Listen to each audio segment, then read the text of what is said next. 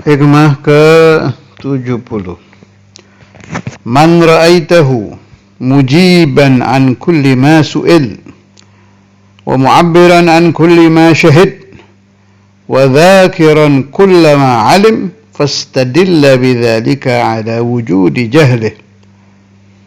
Kalau engkau melihat seseorang setiap ditanya tentang ilmu ghaib, tentang ilmu tariqah, tentang ilmu mukasyafah, tentang ilmu rabbani, dia selalu menjawab. Ditanya apa aja jawab. Wa mu'abbiran an kulli ma syahid. Dia selalu bisa menerangkan atas segala yang dia saksikan.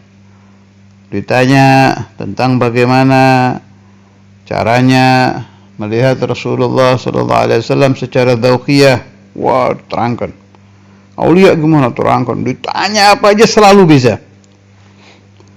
Wa dzakiran kullama alim, selalu bisa menyebutkan segala sesuatu. Maksudnya menyebutkan, bisa menerangkan segala sesuatu yang dia ketahui.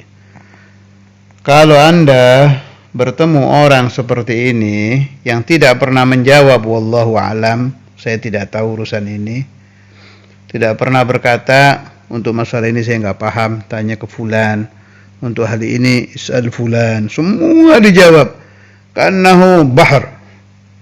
Orang seperti ini fastadilla bidzalika ala wujudi jahlih, maka ambillah dalil watak yang seperti itu. Orang model itu berarti orang bodoh gitu. Wih, jelas orang kelasnya. Kayaknya harus sering juga membaca riwayat-riwayat orang-orang yang allama ya. Seperti Imam Malik, berapa kali beliau bilang la adri, saya tidak tahu. Kemudian para immah kubar ditanya, bilang wallahu alam. Ba'dul immah ditanya sekian puluh, yang dijawab cuma sekian. Itu padahal mereka kelas-kelas ahlul ijtihad. Ijtihad mutlak loh, mujtahid mutlak. Baca aja riwayatnya Imam Ahmad, Imam Malik, Imam Syafi'i, Allah radhiyallahu ta'ala anhum. Itu a'immah arba'ah itu allamah, bahkan mujtahid mutlak, dan gulubuhum shafiyah. Hati-hati beliau-beliau itu bersih. Masya Allah, radhiyallahu ta'ala anhum, wa natawassalu bihim fi qada'i hawaijina ila Allah bi barakatihim. Itu Imam Syafi'i, Maliki, Hanafi, Hanbali itu ya allamah, ya ahlu ilm zahir, ya gutub, bisa ditawasuli untuk kesuksesan hajat-hajat yang kita minta kepada Allah Subhanahu wa ta'ala. نقرأ الشرح. لأن إجابته عن كل سؤال تقتضي إحاطته بكل المعلومات. Tadi itu tambahan dalil dari saya. Sekelas Imam Sanusi saja masih pakai wala'allah. Masih pakai la'allah, barangkali. Padahal ya saya ashhad bi anna Sayyidina Sanusi itu kasyfuh sempurna, mukasyif kamil itu. Tapi beliau, dan bilang la'allah itu bukan yahannu loh, bukan pura-pura, min qalbi. Tidak berani ini tidak berani mengaku ihatotahu bi kullil ma'lumat wa dzalika muhal fi haqqih. Sebab orang yang ilmunya meliputi semua maklumat itu mustahil selagi dia menjadi makhluk. Yang ilmunya ihata ya cuma Allah. Qala ta'ala, kenapa mustahil? Orang bisa yuhid jami'al ulum. Sebab sudah nas dari Allah sendiri, pencipta ilmu. Apa nasnya? Wa ma utitum minal ilmi illa qalila. Dan tidaklah kalian diberikan ilmu kecuali sedikit. Qalila berarti apa? Bukan ihata, tidak meliputi semua ilmu. Naam, ini perlu dibahas juga ya. Jadi maksudnya bagaimana ini? Kalau ilmunya Allah subhanahu wa ta'ala itu qidam baqa dan ihatah, meliputi semua wajibat, jaizat, mustahilat. Kemudian ilmu Allah qidam baqa, ihatah, meliputi segalanya lah. Dan tidak diciptakan. Adapun ilmu Rasulullah sallallahu alaihi wasallam makhluk. Apakah ilmunya Nabi Muhammad sallallahu alaihi wasallam itu ihatah seperti ilmunya Allah? Jawabnya tidak.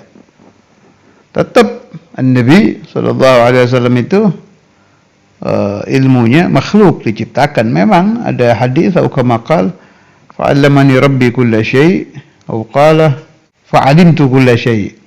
Atau kama qala, saya enggak lagi lihat kitab hadis ini berdasarkan ingatan saya. Fa'allamani rabbi kulla syai', Allah Ta'ala mengajarkan aku segala sesuatu. Kemudian atau lafadznya fa'alimtu kulla syai', saya mengetahui segala sesuatu.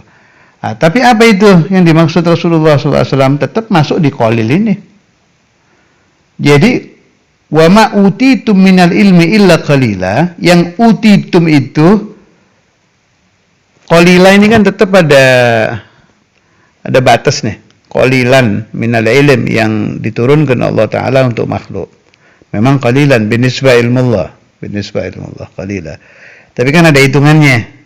Pasti yang namanya makhluk ya ada hitungan 1, 2, 3-nya kan.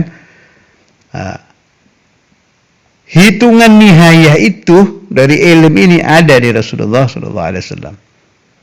Jadi setinggi apa ilmu yang diturunkan Allah Ta'ala kepada makhluk, diajarkan kepada Nabi Muhammad SAW. Tapi tetap qalila, tidak bisa disamakan dengan ilmu Allah Azza wa Jalla. Saya termasuk penganut faham Nabi sallallahu alaihi wasallam a'lamul khalqi, paling alimnya makhluk secara mutlakan, keseluruhan. Bahwa ilmu Rasulullah sallallahu alaihi wasallam itu kamil, sempurna. Ma min ilmin 'allamahu Allah 'azza wa jalla lil 'ibad, tidak ada ilmu yang diajarkan Allah Ta'ala kepada hamba-hambanya terkecuali alimahu Nabi sallallahu alaihi wasallam. Hatta ilmunya Sayyidina Asif bin Barkhiyah, malah itu ada kan di hadis nasnya itu, yang terlihat Rasulullah sallallahu alaihi wasallam muka beliau ceria. Kalau enggak salah Sayyidah Aisyah itu yang nanya ya. Kemudian Nabi Muhammad sallallahu alaihi wasallam memberitahu, saya baru diberi ilmu oleh Allah Ta'ala yang Allah berikan dulu kepada sahib Sulaiman, yakni Sayyidina Asif bin Barkhiyah. Allahumma salli ala Sayyidina Muhammad wa ala ali Sayyidina Muhammad. Mahbub, karena Nabi sallallahu alaihi wasallam hada mahbub, dan tidak ada mahabbahnya Allah Azza wa Jal yang lebih tinggi daripada mahabbatullah kepada Nabi Muhammad sallallahu alaihi wasallam. Maka kalau Anda ingin mendapat ilmu apa saja, hatta ilmu dunia, tawassul ke Nabi, dapat nanti itu. Karena Rasulullah itu pusat ya. Pusat dari segala ilmu. Ada pembahasan dari Syekhuna Ki Hasani dulu waktu saya ngaji Tauhid di Giren dulu itu. Gini pembahasannya. Apakah Nabi Muhammad SAW itu mengetahui ilmu-ilmu selain ilmu agama? Jawabnya na'am. Alimahu Nabi SAW, hanya karena galbu Rasulullah SAW tidak istighal ke sana, tidak beliau ajarkan. Karena qalbu mushtaghilun billah, mushtaghilun bi rabbih, maka yang diajarkan ilmu-ilmu yang yugarribukum ilallah azza wa jalla. Bukan berarti Nabi jahil dengan ilmu-ilmu selain ilmu agama, la. Ya'lam. Siddiq, amanah, tabligh, fatanah, itu waktu membahas apa? Fatanatu Rasulullah sallallahu alaihi wasallam. Allah yaftah alaina wa alaikum futuhal arifin, yafaqihuna fid din wa yu'allimuna wa iyyakum at-ta'wil.